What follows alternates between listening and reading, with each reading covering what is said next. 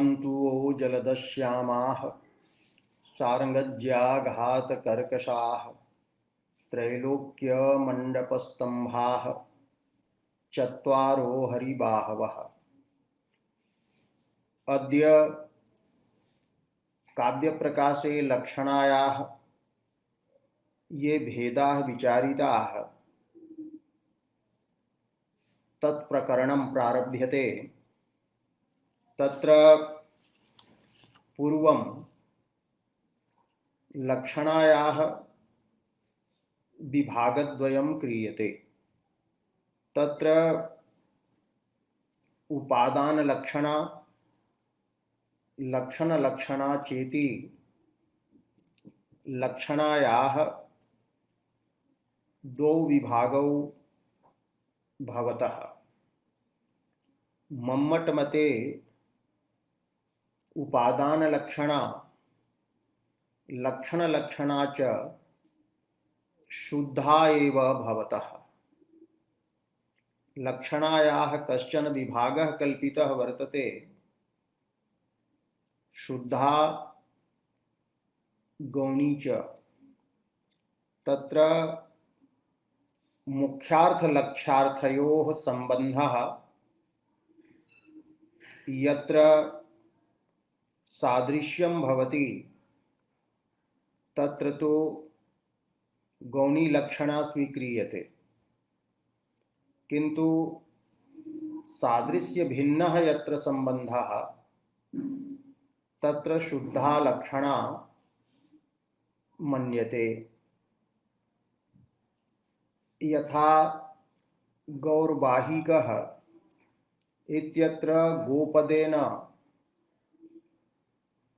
गोपदार्थसदृशः लक्ष्यते, तेन गोसदृशा भिन्नः बाहिकः इति शाब्दबोधः भवति। अत्र गोपदार्थस्य बाहिकपदार्थेन सह सादृश्यं भवति। अतः अत्र गौणी लक्षणा स्वीक्रियते। मुख्यार्थे लक्ष्यार्थे च जाड्यमान्द्यादिरूपाः केचन साधारणधर्मा भवन्ति, तत्प्रयोज्यं मुख्यार्थलक्ष्यार्थयोः सादृश्यम् अत्र भवति। किंतु मुख्यार्थलक्ष्यार्थयोः सादृश्य भिन्नः यत्र भवति सम्बन्धः, तत्संबंध प्रयोज्या लक्षणा शुद्धा उच्यते इति स्थितिः अस्ति। तत्र उपादानलक्षणायाः लक्षणलक्षणायाश्च अपि शुद्धात्वेन गौणित्वेन च द्विधा भेदं केचन स्वीकुर्वन्ति। तन्मम्मटेन न स्वीक्रियते। एष वर्तते कारिकाभागस्य अभिप्रायः। तत्र कारिका अस्ति स्वसिद्धये पराक्षेपः, परार्थं स्वसमर्पणम्, उपादानं लक्षणं च इत्युक्ता शुद्धैव साद्विधा। सा लक्षणा उपादान रूपा, लक्षण लक्षणा रूपा च उपादान रूपा, लक्षण रूपा च लक्षणा शुद्धा एव भवति। ऐसा कदाचिदपि गौणी न भवति इति एवकारेण अत्र प्रतिपाद्यते। तर्हि किं नाम उपादानं लक्षणा, किं नाम लक्षणं लक्षणा इति चेत् लक्षणम् उच्यते स्वसिद्धये पराक्षेपः उपादानम्। तो स्वसिद्धये पराक्षेपः उपादानम् इति उपादानलक्षणायाः लक्षणं वर्तते। एवं परार्थं स्वसमर्पणं लक्षणम् अर्थात लक्षणलक्षणा भवति इति लक्षणलक्षणायाः स्वरूपम् अस्ति। अत्र स्वशब्देन कस्यचित् शब्दस्य मुख्यार्थः ग्राह्यः। तेन स्वस्य सिद्धये अर्थात मुख्यार्थस्य सिद्धये शब्दः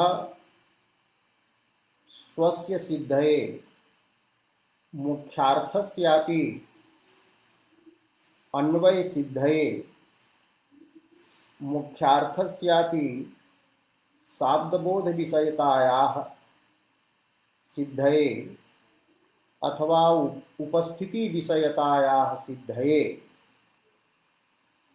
परस्य अन्यस्य मुख्यार्थ भिन्नस्य अर्थस्य आक्षेपः आक्षिप्यते बोध्यते अनेन इति आक्षेपः उपादानम् उच्यते। अथवा यदि अभिधेया विना भूत प्रतीति ही एव लक्षणा उच्यते तदा तो आक्षेपः अत्र स्मृतिः वर्तते, स्मरणं वर्तते। एवं मुख्यार्थ भिन्नार्थोपस्थित्यनुकूलः यह व्यापारः स व्यापारः उपादानम् उच्यते। अत्र मुख्यार्थस्यापि उपस्थिति विषयता बोध विषयता वा भवति।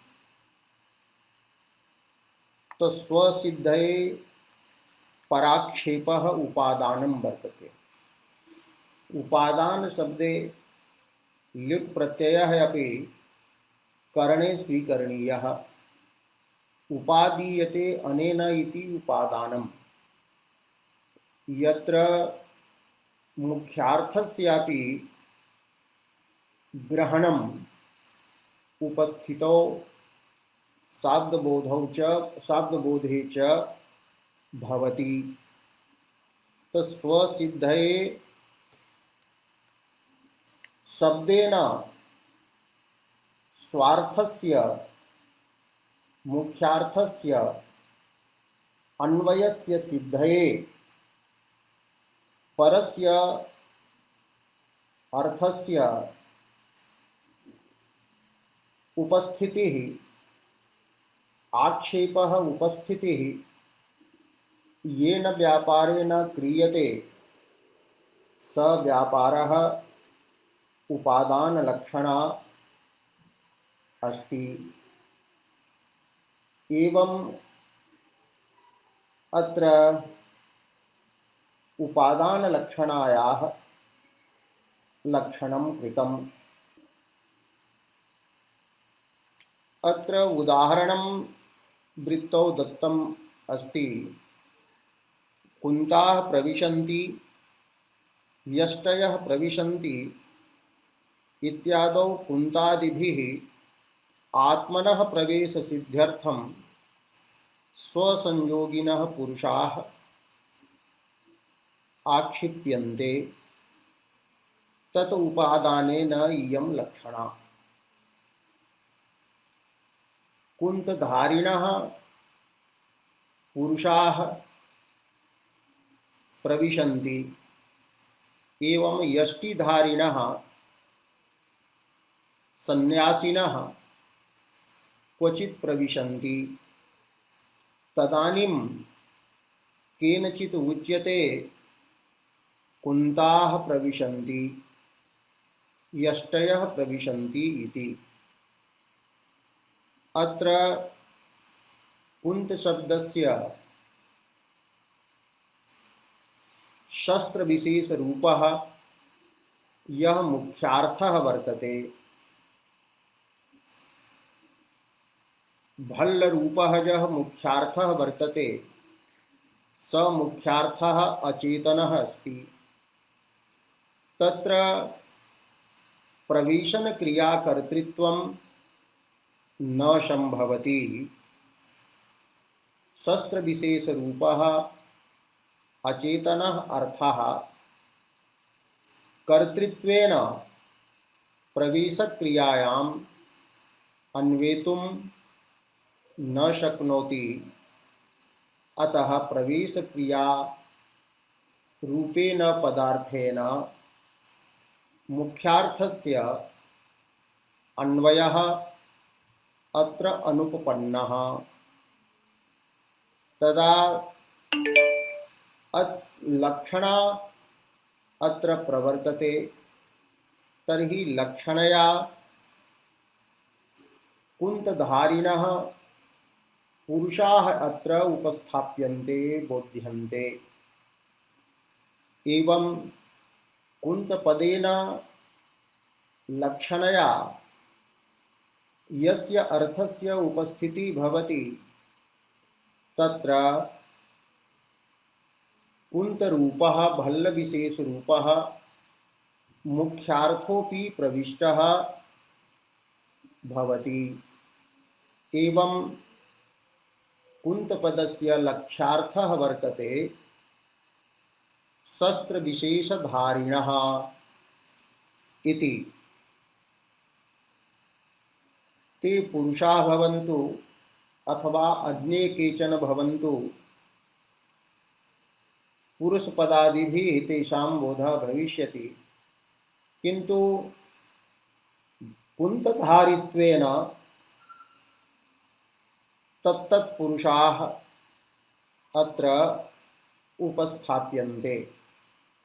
एवं कुन्तपदनिष्ठ लक्षणाजन्या या उपस्थिति भवति तस्य विषयः कुन्तधारी पुरुषः अथवा कुन्तधारी पुरुषाः विषयाः भवन्ति। अत्र लक्ष्यार्थे प्रविष्टः वर्तते कुन्तरूपोऽपि अर्थः। एवं मुख्यार्थ विशिष्ट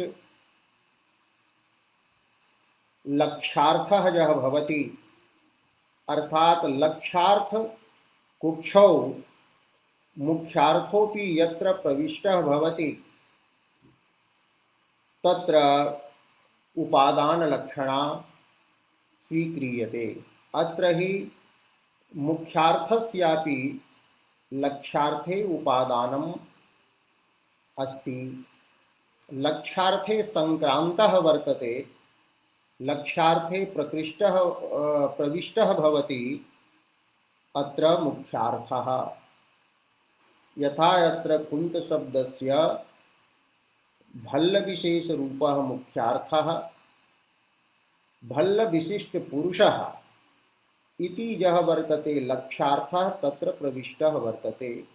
मुख्यार्थः लक्ष्यार्थरूपे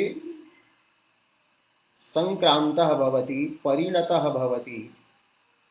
अतएव अत्र उपादानलक्षणास्थले काव्यशास्त्रे अर्थांतर संक्रमित वाच्यनामकः ध्वनिः स्वीक्रियते। यह ध्वनिः अविवक्षितवाच्यध्वनेः प्रथमः प्रकारः अस्ति। अर्थांतरे अर्थात लक्ष्ये संक्रान्तः भवति, प्रविष्टः भवति अत्र मुख्यार्थोऽपि, अर्थात लक्ष्य कुक्षौ मुख्यार्थोऽपि तत्र प्रविशति। संक्रमण शब्दस्यैव अर्थः भवति प्रवेशः। यथा कश्चित् रोगस्य कीटः कस्यचित् शरीरे प्रविशति तदा उच्यते कीटः शरीरे संक्रान्तः प्रविष्टः। तथैव अत्र मुख्यार्थः लक्ष्यार्थे प्रविष्टः भवति। एवं यष्टयः प्रविशन्ति। अत्र यष्टि शब्दस्य मुख्यार्थः लगुडरूपः वर्तते, दण्डरूपः वर्तते। दण्डेपि अचेतनत्वेन प्रवेशक्रियाकर्तृत्वं न संभवति। दण्डोपि अचेतनत्वेन प्रवेशनकर्तृत्वेन कर्तृत्वेन प्रवेशक्रियायाम् अन्वेतुं न शक्नोति। अतः अत्र यष्टिपदनिष्ठया लक्षणया दण्डविशिष्टाः दण्डसंयुक्ताः पुरुषाः अत्र आक्षिप्यन्ते, अत्र बोध्यन्ते। एवं कुंतपद निष्ठा या लक्षणा वर्तते तया यः भल्लविशिष्ट रूपः लक्ष्यार्थः उपस्थाप्यते तत्र मुख्यार्थस्य भल्लस्यापि उपादानं ग्रहणं भवति। अतः मुख्यार्थस्यापि उपादानात् लक्ष्यार्थे ग्रहणात् इयं लक्षणा उपादान लक्षणा उच्यते। अत्र कुन्तादयः ये शब्दाः सन्ति ते एव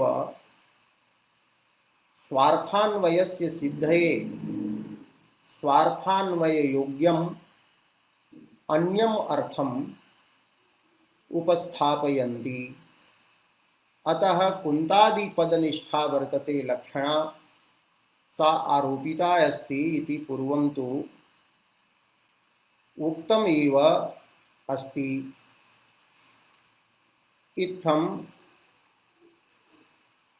मुख्यार्थ विशिष्ट लक्ष्यार्थोपस्थापिका या भवति लक्षणा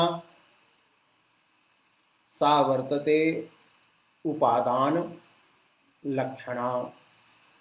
मुख्यार्थ विशिष्टार्थोपस्थिति जनकः आरोपितः शब्दगतः व्यापारः उपादान लक्षणा उच्यते।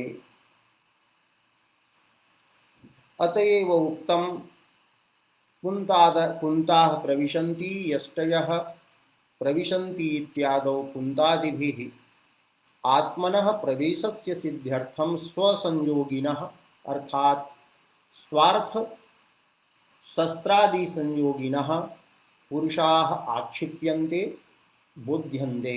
अत्र आक्षेपो नाम अर्थापत्तिः नास्ति। अर्थापत्तिः प्रमाणान्तरं वर्तते। अर्थापत्त्या बोध्यस्य उपस्थाप्यस्य अर्थस्य शाब्दबोधे प्रवेशः प्रायेण न भवति। अतः आक्षिप्यन्ते बोध्यन्ते उपस्थाप्यन्ते इत्यर्थः अत्र कर्तव्यः। एवं अत्र लक्षणायाः हेतुत्रयं यदुक्तं तदस्ति। तत्र मुख्यार्थबाधः स्पष्टः एव। मुख्यार्थस्य कुन्तादेः पुरुषैः सह अत्र वर्तते यः सम्बन्धः स संयोग संबंधः यत्र अस्ति एवं संयोग रूपः संबंधोऽपि वर्तते। कुन्तधारिणः पुरुषाः प्रविशन्ति इति अत्र वक्त्रानोक्तम् अपितु कुन्ताः प्रविशन्ति इति उक्तं। तेन कुन्तादिगतं यत् तीक्ष्णत्वं, गहनत्वं, निर्दयत्वं चेत्यादयः ये धर्माः सन्ति ते तत्र बोधयितुं कुन्तधारी पुरुषेषु बोधयितुम् अभिप्रेताः सन्ति। एवं मुख्यार्थस्यापि उपादानात् एषा लक्षणा वर्तते, उपादानलक्षणा। ततः उपादानेन इयं लक्षणा, अतः उपादानेन मुख्यार्थ ग्रहणेन एषा लक्षणा प्रवर्तते इति उपादानलक्षणा अस्ति। एवं उपादानलक्षणाया लक्षणं किं? स्वसिद्धये पराक्षेपः उपादानम्। अत्र उपादानम् इति लक्ष्यस्य निर्देशः, स्वसिद्धये पराक्षेपः इति लक्षणस्य च निर्देशः जातः। अतः वक्तुं शक्यते यत् मुख्यार्थ विशिष्टान्यार्थ बोधानुकूलः आरोपितः शब्द व्यापारः उपादानलक्षणा अस्ति। अत्र उपादानलक्षणाया अस्ति सा एव अजहत् स्वार्था उच्यते। अनया लक्षणया हि शब्दः स्वार्थं न जहाति। तत्र अजहत् इत्यत्र सत्री प्रत्ययः यः वर्तते, हान कर्तृत्वं यद् बोध्यते सत्री प्रत्ययेन, तत् हान कर्तृत्वं वस्तुतः शब्दे एव भवति। शब्दः क्वचित् मुख्यार्थं त्यजति, क्वचित् मुख्यार्थं न त्यजति। अर्थात शब्दः क्वचित् मुख्यार्थेन सह अन्यार्थमपि बोधयति, क्वचित् च मुख्यार्थं त्यक्त्वा केवलस्य लक्ष्यार्थस्य उपस्थितिं जनयति। अतः जहत्वं यत् वर्तते स्वार्थत्यागः अथवा अजहत्वं स्वार्थात्यागः स वर्तते शब्दगतः धर्मः। अतएव वृत्तौ उक्तं कि कुन्तादिभिः, अर्थात कुन्तादिभिः शब्दैः आत्मनः अर्थस्य प्रवेशस्य सिद्ध्यर्थं स्वसंयोगिनः स्वार्थसंयोगिनः यत्र पुरुषाः आक्षिप्यन्ते इति अर्थः कर्तव्यः भवति। केचन व्याख्यान्ति यदत्र कुन्तादिभिः इति अर्थस्य निर्देशः वर्तते।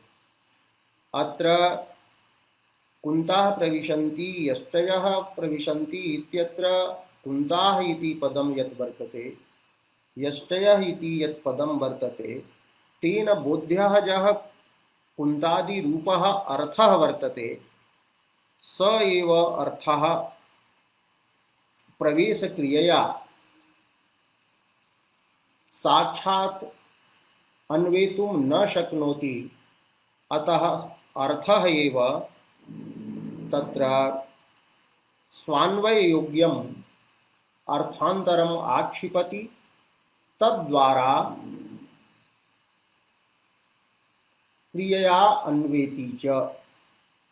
कुंत पदार्थः यष्टि पदार्थः तादृशं चेतनं पुरुषम् अत्र बोधयति येन चेतन पुरुषेण यच्चेतन पुरुष द्वारा सप्रवेश क्रियायाम अन्वेति।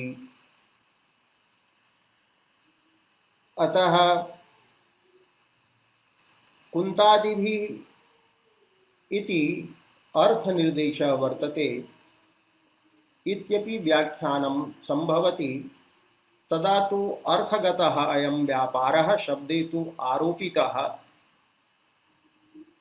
इत्यपि व्याख्यातुं शक्यते। तो कुंतादयः शब्दाः भवन्तु अथवा कुंतादयः अर्थाः भवन्तु, उभय पक्षेपि एवं अर्थः कर्तुं शक्यते, किंतु शब्दे तु आरोपः कर्तव्यः एव। अतः मुख्यार्थस्य त्यागः अत्यागः वा शब्दनिष्ठत्वेन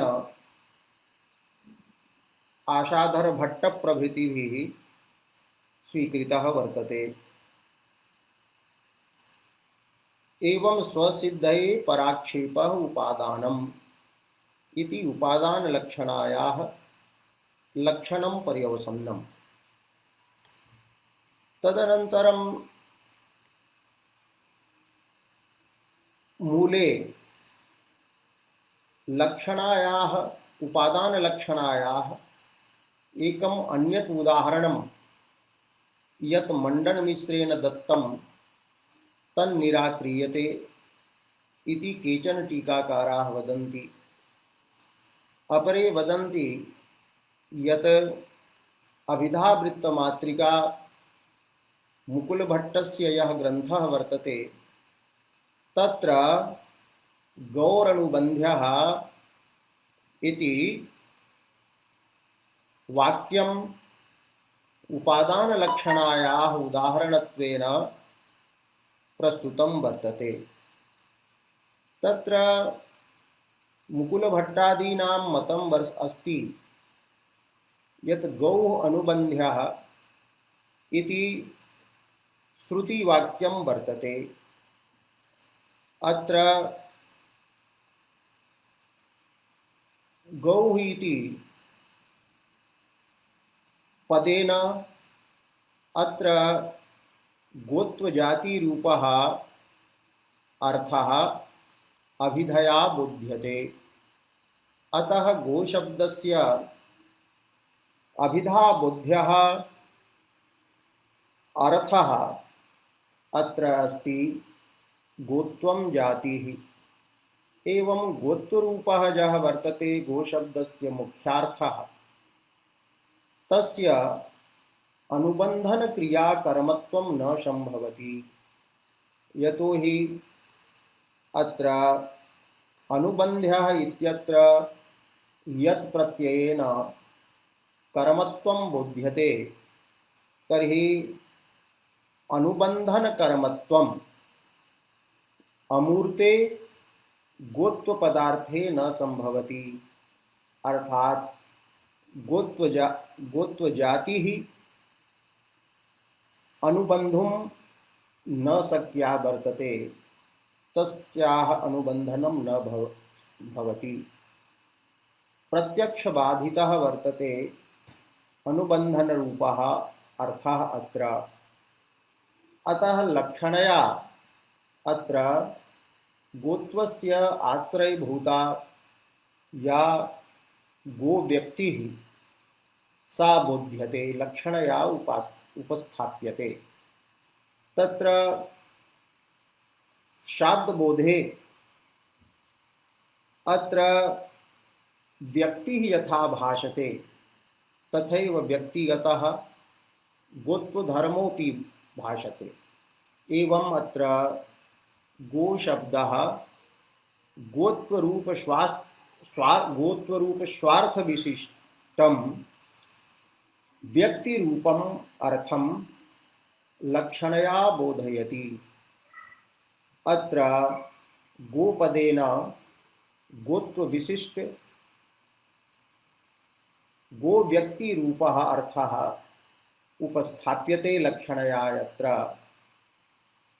अत्र उपस्थितेः शाब्दबोधस्य च विषयः न केवला व्यक्तिः न केवलं गोत्वम् अपितु गोत्वविशिष्टा व्यक्तिः भवति। अतः मुख्यार्थस्य अत्र गोशब्देन लक्षणया अर्थबोधने त्यागः न कृतः।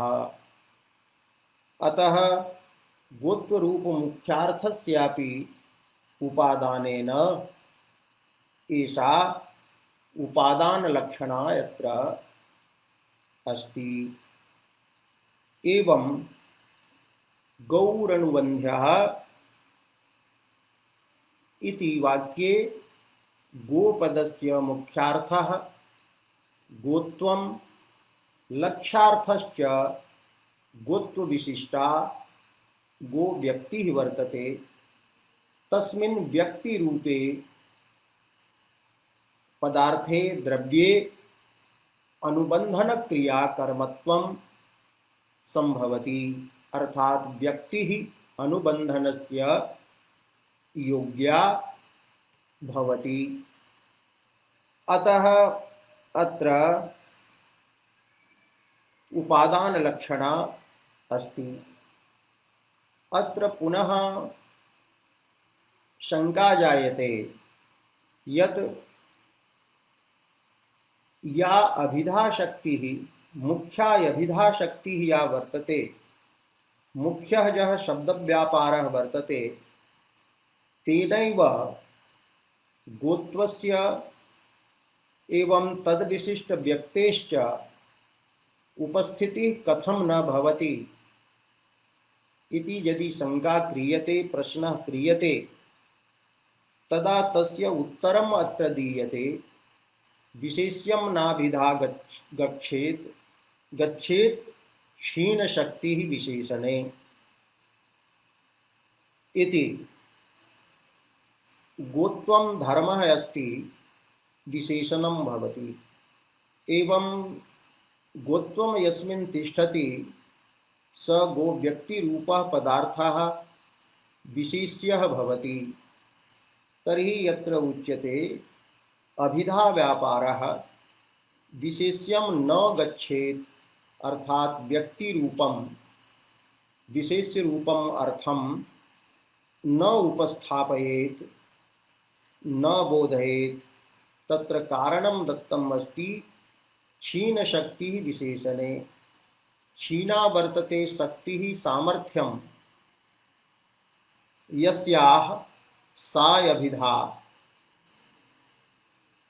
अर्थात विशेषणे गोत्वरूप विशेषणस्यैव उपस्थापने क्षीणा वर्तते, नष्टा वर्तते शक्तिः सामर्थ्यं यस्याः सा अभिधा, अर्थात मुख्याभिधा व्यापारः विशेष्यं न गच्छेत्, विशेष्यं न बोधयेत्, न उपस्थापयेत्। गत्यर्थाः ये धातवः भवन्ति ते ज्ञानार्थाः अपि भवन्ति। अतः गच्छेत् इति बोधयेत्, उपस्थापयेत् इत्यर्थः कर्तव्यः। एवं गोपदनिष्ठा मुख्याभिधा गोत्वरूपस्यैव अर्थस्य गोत्वविशेषणरूपस्यैव अर्थस्य उपस्थापने क्षीणा। अतः सा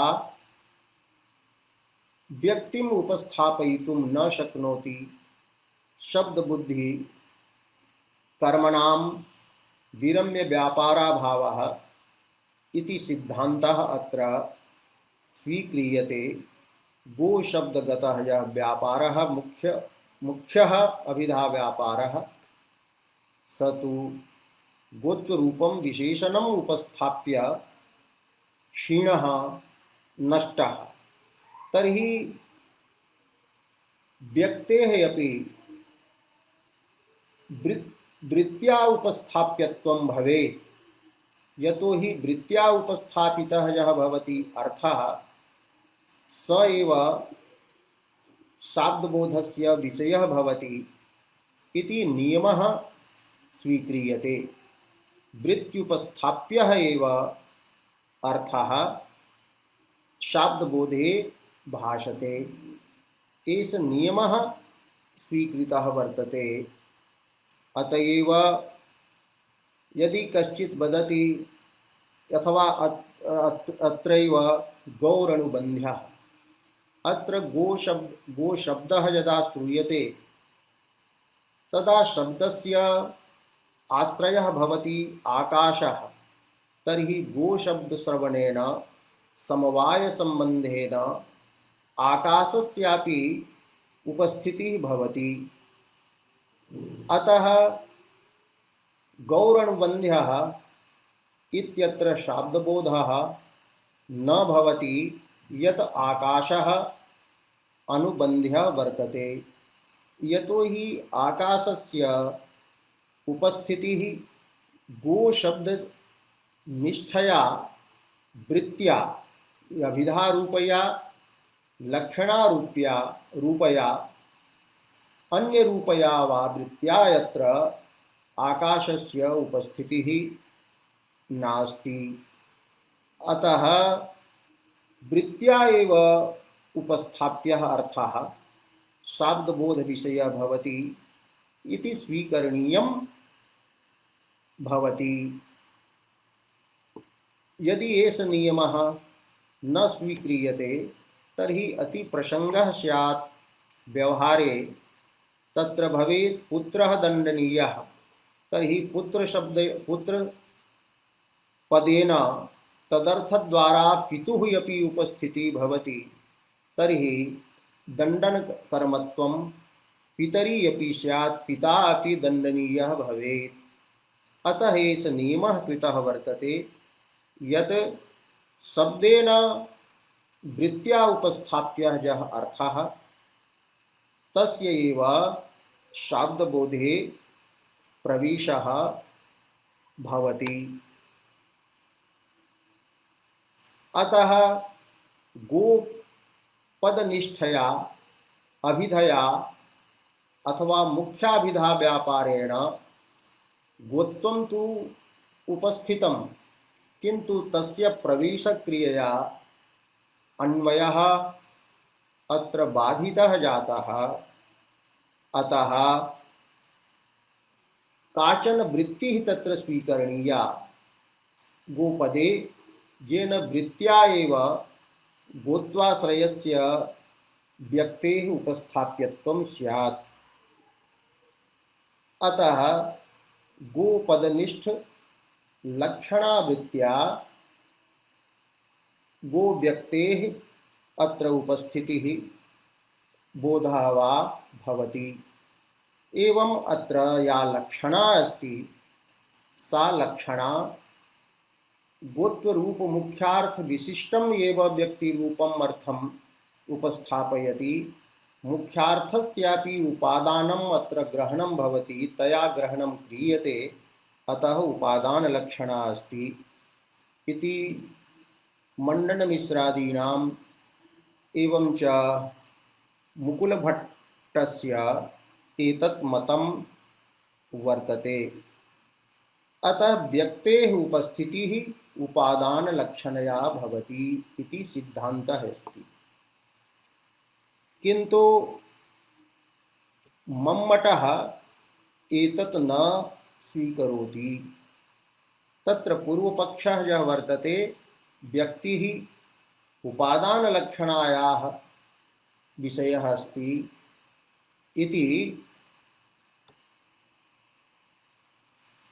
यः पूर्वपक्षः तस्य प्रतिपादनम् एवं काव्यप्रकाशे अस्ति। गौरनुबन्ध्यः इत्यादौ श्रुतिचोदितं, श्रुत्या वेदवाक्येन प्रेरितं विहितम् अनुबन्धनम्। अत्र हि वेदवाक्यं करणीयम् एव भवति। अनुबन्धनं तु गोपदार्थस्य करणीयमेव इति अनिवार्यता अनेन यत्र तत्प्रसंगे बोध्यते। अतः श्रुतिवाक्यम् एव अत्र उदाहृतम् अस्ति। तो श्रुत्या चोदितं विहितम् अनुबंधनं कथं मे स्यात् मम यजमानस्य कथं स्यात् यतो हि गौरिति शब्देन तु गोत्वम् उपस्थाप्यते, गोत्वं तु अनुबंधुं न शक्यते इति जात्या व्यक्ति आक्षिप्यते।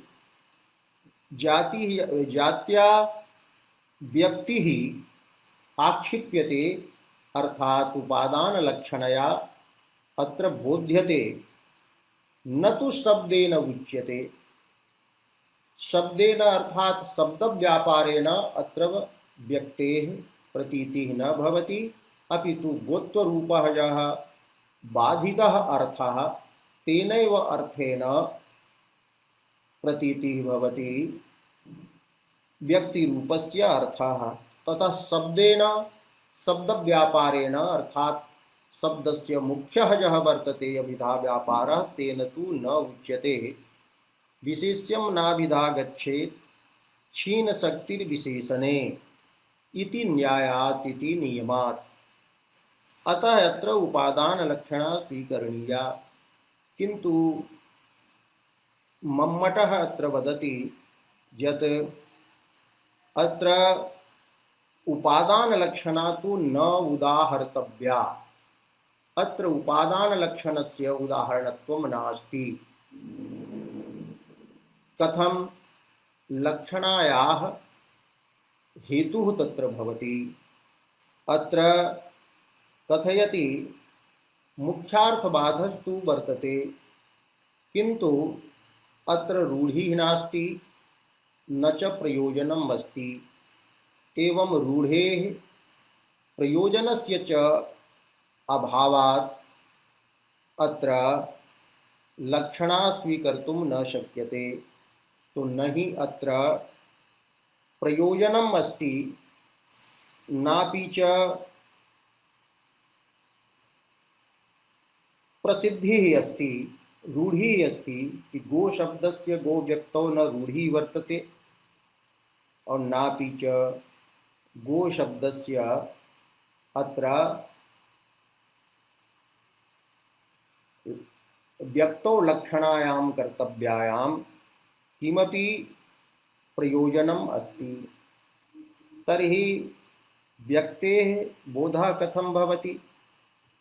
तर्हि मम्मटः वदति अत्र तु व्यक्त्यविनाभावित्वात्तु जात्या व्यक्तिः आक्षिप्यते। अत्र व्यक्तेः अविनाभावित्वात्, यविनाभावः नित्यसम्बन्धः वर्तते।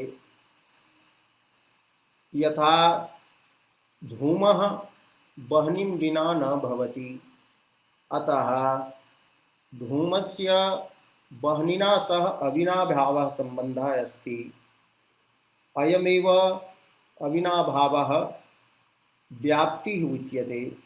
तर्हि यत्र व्याप्तिः भवति तत्र तु अनुमानस्य अथवा अर्थापत्ति प्रमाणस्य प्रसंगः तत्र भवति, विषयता भवति। गोत्वं गो व्यक्तिं विना पृथक्तया क्वचिदपि न लभ्यते। तस्य चाक्षुष विषयता अथवा प्रमाणांतर वेद्यता व्यक्तिं विना क्वचिदपि न भवति। अतः व्यक्त्या यविनाभावित्वात् व्यक्त्या नित्यसंबंधत्वात् तु अत्र जात्या अर्थात गोत्वरूपया जात्या व्यक्तिः गोरूपा व्यक्तिः आक्षिप्यते अर्थापत्ति प्रमाणेन अत्र उपस्थाप्यते। एवं व्यक्तेः बोधः व्यक्तेः उपस्थितिः शब्द प्रमाणेन अत्र नास्ति, अपितु अर्थापत्ति प्रमाणेन अनुमानेन वा व्यक्तेः यत्र उपस्थितिः भवति। तत्र एकः सिद्धान्तः वर्तते, अनन्यलभ्यो हि शब्दार्थः। शब्दस्य अर्थः अर्थात शब्दस्य वृत्त्या उपस्थापितः अर्थः बोधितः अर्थः स एव भवति योऽर्थः प्रमाणान्तरेण लभ्यः न भवति। अत्र तु गो व्यक्ति रूपः यः अर्थः वर्तते स तु अर्थापत्ति प्रमाणेनैव लभ्यः। अतः तत्र व्यक्ति रूपे अर्थे शब्द प्रमाणस्य कल्पना समीचीना नास्ति, यतो हि प्रमाणं येषां मते भवति अनधिगतार्थगन्त्री प्रमाणं। योऽर्थः प्रमाणान्तरेण अज्ञातः भवति तस्यैव अर्थस्य बोधे शब्दस्य प्रमाणता भवति। तर्हि व्यक्तिरूपः यः अत्र अर्थः वर्तते स तु अर्थापत्तिरूपेण अन्येन वा अनुमानरूपेण प्रमाणेन एव बोध्यः भवति। तत्र शब्दप्रमाणस्य अवसरः नास्ति। अर्थापत्तिलभ्यत्वादेव अत्र गोशब्दस्य लक्षणारूपायाः वृत्तेः कल्पना न करणीया। तदेव अत्र उच्यते व्यक्त्यविना भावित्वात्तु जात्या अत्र व्यक्तिः आक्षिप्ता भवति। तत्र संशयः अनेकधा भवति। आक्षिप्त शब्दः आक्षेप शब्दः क्वचित् क्वचित् प्रयुज्यते। तत्र आक्षेप शब्दस्यापि प्रसंगानुसारेण अर्थः कर्तव्यः। क्वचित् आक्षेप शब्दस्य अर्थः भवति व्यञ्जनया बोधः। यथा काव्यप्रकाशस्य मङ्गलाचरणम् अस्ति, तत्र उक्तं वर्तते तेन नमस्कार आक्षिप्यते। तत्र आक्षिप्यते अत्र अर्थापत्त्या बुध्यते इति नार्थः, तत्र व्यञ्जनया बुध्यते इति। एवं अत्रैव स्वसिद्धये पराक्षेपः। तो पराक्षेपः इत्यत्र परस्य अर्थस्य आक्षेपः नाम अर्थापत्त्या बोधः इति नास्ति, अपितु शब्दव्यापारेण बोधः लक्षणारूप व्यापारेण बोधः यत्र स्वीकरणीयः।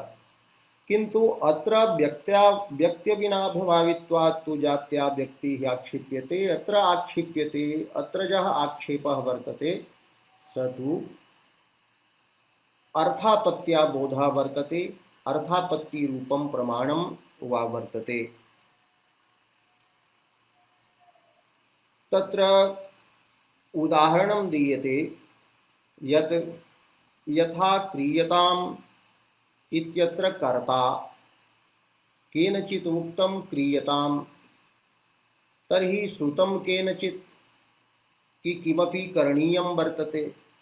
तो क्रिया या वर्तते सा तु कारकं विना न भवति। तो केन क्रियताम्, तर्हि यत्र कर्ता प्रसंगवशात् विशेषकर्ता स्वयं आक्षिप्तः भवति। क्रियायाः कर्तारं विना असत्वात् असिद्धेः क्रियायाः कर्तृपदार्थेन अविनाभावः वर्तते। तो यथा क्रियताम् इत्यत्र कर्ता, कुरु इत्यत्र तु कर्म। तो कुरु इति पदश्रवणेन जिज्ञासा भवति किं करणीयम्। उत्पत्त्यनुकूल व्यापारः हि क्रीधातोः अर्थः वर्तते तर्हि व्यापारजन्या उत्पत्तिः कुत्र स्यात्? अतः व्यापारजन्य जन्याया अत्र वर्तते उत्पत्तिः। तो उत्पत्तिः आश्रयं विना स्थातुं न शक्नोति। अतः अत्र कर्मणः आक्षेपः स्वयं भवति। एवं प्रविश पिण्डिम् इत्यादौ गृहं भक्षय इत्यादि च। केनचित् उक्तं प्रविश, तर्हि प्रवेशक्रियायाः कर्मत्वेन कश्चन अर्थः प्रसंगवशात् गृहादिः स्वयमेव बोध्यते। प्रवेशक्रिया हि तत्र गृहादिरूपं कर्म विना न संभवति। एवं केनचित् उच्यते पिण्डिम् इत्यादौ। तर्हि पिण्डी शब्दः अत्र खर्जूर इत्यस्य कृते प्रयुक्तः वर्तते। तर्हि पिण्डिं भक्षय अत्र भक्षणक्रियायाः आक्षेपः अर्थापत्या बोधः भवति। अर्थात क्रियया कारकाणां यथा अर्थापत्या बोधः भवति एवं कारकेण क्रियाणां च यथा अर्थापत्या बोधः भवति तथैव अत्रापि जात्या तदाश्रयस्य व्यक्तेः बोधः भवति। अतः अर्थापत्ति प्रमाणस्य विषयः भवति व्यक्तिः। अतः व्यक्तिः अत्र लक्ष्या नास्ति, लक्षणाव्यापारः अत्र न कर्तव्यः इति मम्मटस्य मतं वर्तते। मन्ये एतन्मते अर्थापत्यालभ्यस्य व्यक्तिमात्रस्य शाब्दबोधे प्रवेशः कृतः, प्रवेशः स्वीकृतः अस्ति। एवं गौरनुबन्धः इत्यत्र उपादानलक्षणा न उदाहर्तव्या। पुनः मुकुलभट्टेन एतदपि उदाहरणं दत्तं वर्तते उपादानलक्षणायाः। पीनो देवदत्तो दिवा न भुङ्क्ते इति एतत् वाक्यं प्रसिद्धं वर्तते। अत्र वाक्येन बोध्यते यत् दिवाधिकरणक भोजनाभाव विशिष्टः देवदत्तः पीनः वर्तते, स्थूलः वर्तते, तत्र पीनत्वम् अस्ति। एवं दिनाधिकरणक भोजनाभाव विशिष्टे देवदत्ते पीनत्वं भोजनं विना न संभवति। अतः रात्रिबोधनं यदस्ति तत् लक्षणया बोध्यते इति मुकुलभट्टेन उक्तम्। रात्रिभोजन विशिष्टः पीनत्ववान् देवदत्तः इत्यत्र बोधः भवति। अत्रापि उपादानलक्षणा तेन स्वीकृता मुकुलभट्टेन। तर्हि अत्रापि उच्यते यत् पीनो देवदत्तो दिवा न भुङ्क्ते इत्यत्र च रात्रिभोजनं न लक्ष्यते। न लक्ष्यते अर्थात लक्षणया न रात्रिभोजनम् अत्र बोध्यते। तत्र कारणं किम् अस्ति? रात्रिभोजनम् इह हि अस्ति श्रुतार्थापत्तेः अर्थापत्तेः वा अयं विषयः वर्तते। तत्र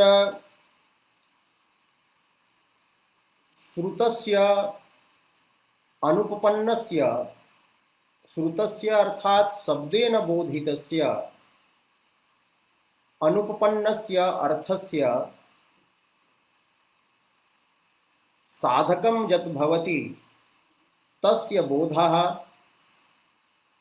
येन प्रमाणेन भवति सा वर्तते श्रुतार्थापत्तिः। किंतु प्रत्यक्षं यह दृष्टः वर्तते अनुपपन्नः अर्थः, तस्य अनुपपन्नस्य अर्थस्य साधनाय अन्यः अर्थः यः कल्प्यते तत्र अन्यस्य अर्थस्य बोधः भवति अर्थापत्त्या। एवं दृष्टस्य अर्थस्य उपपादकं, दृष्टस्य अर्थस्य उपपादकः अर्थः यया बुध्यते सा अर्थापत्तिः उच्यते, अर्थापत्ति रूपं प्रमाणम्। एवं च श्रुतस्य शब्देन शब्दप्रमाणेन ज्ञातस्य अनुपपन्नस्य अर्थस्य उपपादकः अर्थः येन बोध्यते सा वर्तते श्रुतार्थापत्तिः। अतः श्रुतार्थापत्तिः शब्दाध्याहारः स्वीकरणीयः अथवा अर्थाध्याहारः स्वीकरणीयः। अर्थाध्याहारः एव अस्ति अर्थापत्तिः अत्र श्रुत एवं शब्दाध्याहारः श्रुतार्थापत्तिः भवति।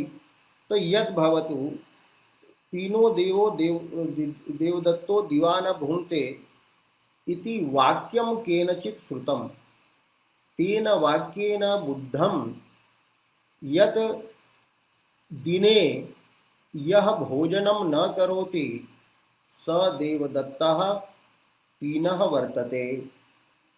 एवं श्रुतः अर्थः यत्र अनुपपन्नः तर्हि तस्य पीनत्वस्य उपपादकः यः अर्थः वर्तते रात्रिभोजनरूपः अर्थः, तस्य बोधकः यः वर्तते शब्दः रात्रौ भुङ्क्ते इति तस्य शब्दस्य कल्पनं भवति श्रुतार्थापत्तौ।